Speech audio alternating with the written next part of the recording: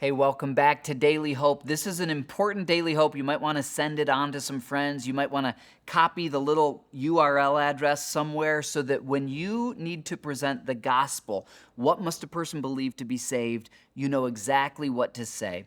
This is a number of verses from the book of Romans that have been called for a long time the Romans Road. If you know much about history, Rome built roads, and the Romans Road is kind of a path through the book of Romans to make sure a person understands the key points along the way to come to salvation. Now, the first point, the first stop on the Romans Road is Romans 3, verse 23.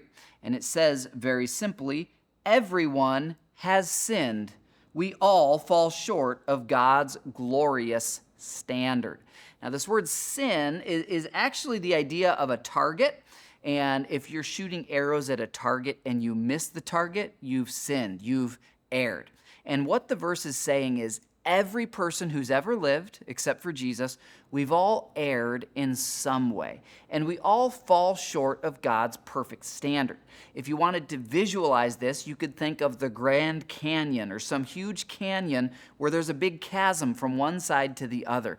Every one of us has sinned, and it has created a chasm between us and God. And so the first stop on the Romans Road is helping a person understand, no matter how sweet they are, kind they are, no matter how generous, no matter how many religious or spiritual things they do, if they haven't yet placed their faith in Jesus, they are separated from God because all have sinned. Every person, that includes your grandma and the Pope and all the people we look up to, they've all had moments of greed or jealousy or dishonesty or whatever else.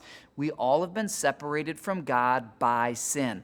That's the first stop on the Romans Road. That's the bad news. We'll continue tomorrow. I'll see you then for more Daily Hope.